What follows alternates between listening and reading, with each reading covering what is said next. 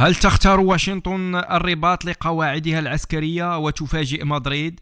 واعتراف إيراني مفاجئ. هل اقتربت لحظة الحقيقة؟ في أروقة صنع القرار بواشنطن. هناك قرار يطبخ على نار هادئة، قرار إذا خرج للعلن سيغير خارطة القوى في الحوض المتوسط للأبد.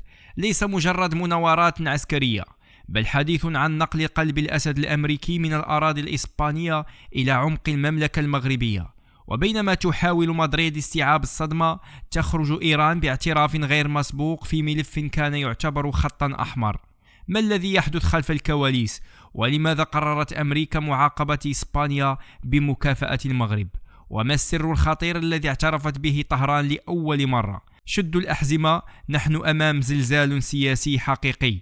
لمعرفة التفاصيل لا تنسوا مشاركة الفيديو واضغطوا على زر اشتراك وفعلوا الجرس لكي يصلكم كل جديد. خيانة الميزانية وتأديب مدريد. البداية من المال. القاعدة الذهبية في حلف الناتو تقول ادفع لتحمى، لكن إسبانيا بقيادة حكومة سانشيز يبدو أنها لم تقرأ العقد جيدا.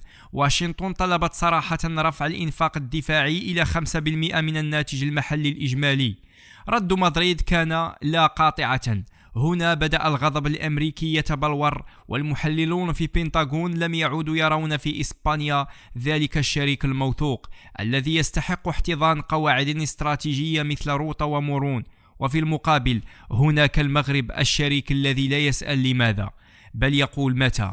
المغرب الذي فتح أراضيه لأكبر المناورات العسكرية في إفريقيا، الأسد الإفريقي، وأثبت قدرة لوجستية فاقت التوقعات. نقل القواعد الأمريكية إلى المغرب يعني شيئا واحدا لمدريد: خسارة النفوذ، خسارة المليارات الدولارات، وزلزال سياسي قد يطيح بالحكومة الحالية التي ستتهم بالتفريط في أمن إسبانيا القومي. المغرب قلعة أمريكا الجديدة. لماذا المغرب؟ الأمر لا يتعلق فقط بالعقاب بل بالاستراتيجية. أمريكا تنظر للمغرب كبوابة وحيدة ومستقرة نحو القارة السمراء، وكحارس أمين لمضيق جبل طارق. التقارير المسربة تتحدث عن تجهيز المغرب ليكون المركز اللوجستي الأول للقوات الأمريكية في المنطقة. هذا الانتقال ليس مجرد نقل معدات، بل هو اعتراف ضمني وميداني بأن السيادة في المنطقة بدأت تميل كفتها بقوة نحو الرباط.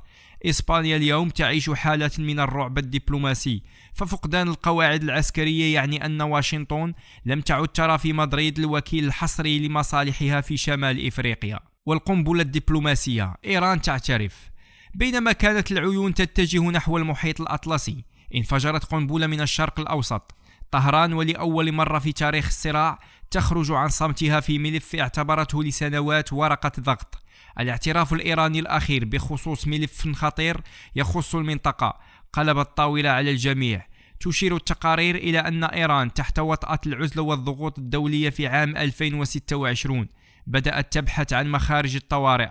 الاعتراف بمغربية الصحراء، أو على الأقل إبداء الليونة في هذا الملف وطلب الصلح مع الرباط، لم يكن مجرد مناورة، بل هو إدراك إيراني بأن المغرب أصبح رقما صعبا لا يمكن تجاوزه في المعادلة الأمريكية الجديدة. هذا التحول الإيراني نزل كالصاعقة على الخصوم الوحدة الترابية للمغرب، وترك إسبانيا في موقف لا تحسد عليه. فهي الآن محاصرة بين ضغط واشنطن وتمدد النفوذ المغربي المدعوم باعترافات دولية متتالية. نحن لا نتحدث عن احتمالات، بل عن إعادة تشكيل النظام العالمي الجديد في منطقة غرب المتوسط. أمريكا تضع رهانها الكامل على الحليف المغربي، وإسبانيا تجني ثمار ترددها السياسي. أما إيران فقد أدركت أخيرا أن لغة الواقع أقوى من لغة الشعارات.